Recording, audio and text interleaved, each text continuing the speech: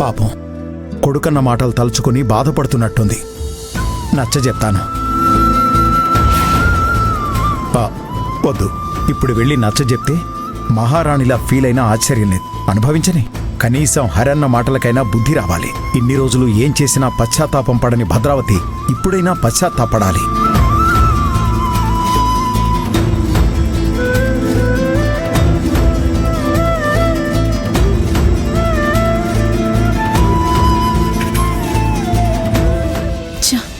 ఎంత పనిచేసావమ్మా. మాట్లాడాలనొచ్చిన నాన్న కూడా పట్టించుకోకుండా వెళ్ళిపోతున్నారు. నిన్ను చూస్తుంటే పాపం అనిపిస్తుంది. ఎంతైనా మా అమ్మవి కదమ్మా. ఉండు, నేనొచ్చి మాట్లాడతాను.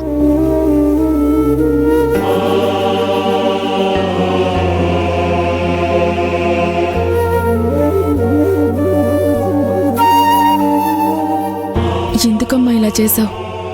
మా అందరికీ తప్పొప్పుల గురించి నేర్పించే నువ్వు ఇలా చేసావేంటమ్మా? ఇప్పుడు చూడు, అన్నయ్య కూడా నీకు దూరంగా ఉంటానంటున్నాడు.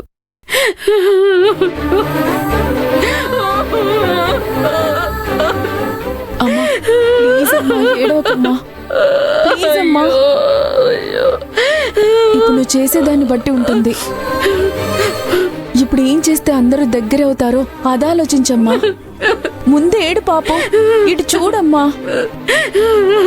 నీతోనే కదా మాట్లాడుతుంది. నా సపోర్ట్ ఎప్పుడు నీకే అమ్మా. నాకు తెలుసు సింధు, నా వల్ల క్షమించరాని తప్పు జరిగిపోయిందని. నేనేం చేయని చెప్పు. ఇక నేను అందరికీ దూరం అయిపోయినట్టే. ఇక నా కొడుకు నా మొహం చూడనిపిస్తుంది. ఇద్దరితో నా జీవితం అయిపోయింది. అలాంటిదేం జరగదమ్మా. అన్నయ్య వదిన మంచివాళ్ళు. నువ్వు చేసిన పనికి వాళ్ళు బాధపడి దూరంగా ఉన్నారే గాని నిన్ను వదిలేసి ఎక్కడికి వెళ్ళవమ్మా. నువ్వు ఇప్పుడు వాళ్ళ దృష్టిలో మంచి పనులు చేసి మళ్ళీ అందరితో కలిసిపోయే అవకాశం ఉందమ్మా.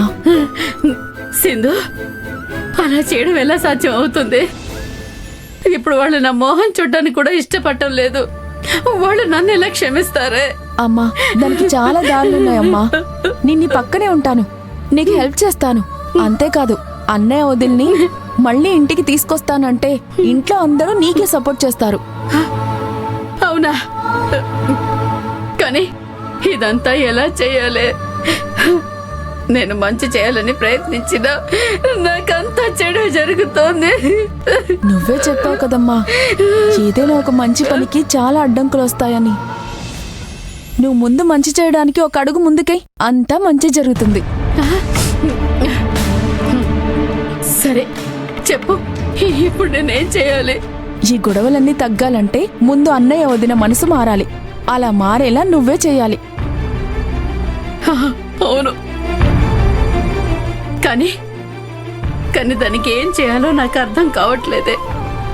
ఒక్కటి మాత్రం నిజం, లక్ష్మీ హరిలు ఇదివరకటిలాగే నాతో ప్రేమగా ఉంటారంటే దానికోసం నేనేం చేయడానికైనా సిద్ధమే. ఏమైనా చేస్తాను.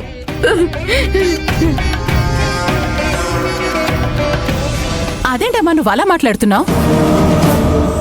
నువ్వెందుకు అన్నీ చేయాలి? అలా చేస్తే నీకు నువ్వుగా ఓటమి ఒప్పుకున్నట్టే కదా. అసలు ఎందుకు ఓడిపోవాలనుకుంటున్నావు? ఏం చేస్తే హరి మన కోసం వస్తాడో నాకు తెలుసు. జరిగింది ఏదో జరిగిపోయింది. ఇక దాని గురించి మర్చిపోండి అల్లుడు గారు. ఇప్పుడు అందరూ అబద్ధం అనుకున్న ప్రెగ్నెన్సీని నిజం చేయండి.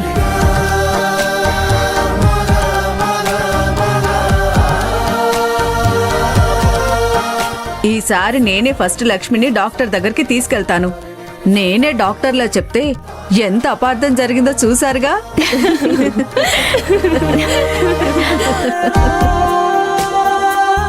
అమ్మా, నువ్వెప్పుడు ఇలాగే నవ్వుతూ ఉండాలి. ఇక నుండి ఏం జరిగినా అది ఎలాంటి విషయమైనా నువ్వు నా దగ్గర దాచకూడదు, సరేనా? సరే లక్ష్మి. అల్లుడు గారు, నేను కొంచెం మీ అమ్మగారితో కటువుగానే మాట్లాడాను. నన్ను క్షమించండి. దానికి నేనిప్పుడు బాధపడుతున్నాను. అయ్యో చచ్చా, ఇందులో క్షమాపణలు అడగడానికి ఏముంది అత్తయ్య గారు? కూతురు జీవితం ఏమైపోతుందోనని ఏ తల్లైనా ఇలాగే మాట్లాడుతుంది. మా అమ్మ కూడా అంతే, ఏమనిపిస్తే అదే మాట్లాడేస్తుంది. అంతా మెల్లిగా సర్దుకుంటుందిలేండి. ఈరోజు మనం నిఖిల చేసిన పని మెచ్చుకోవాలి. ఇంత ధైర్యం ఉందనేసి నాకు ఆశ్చర్యం వేసింది. లేకపోతే ఏంటి బావా, నిఖిల అంటే మాటలా? మా అక్క గురించి ఎవరేం మాట్లాడడానికి వచ్చినా నేను సహించను. ఎవరికి ఎలా సమాధానం చెప్పాలో అలాగే చెప్తాను బావా. కానీ ఈరోజు మీ అక్క మీద నీకున్న ప్రేమ, అభిమానం అందరికీ అర్థమైంది. అవును, నిజంగా వీళ్ళిద్దరికి నేను అక్కనా లేదంటే వాళ్లే నాకు అక్కలా అని కన్ఫ్యూజ్ అవుతుంటాను.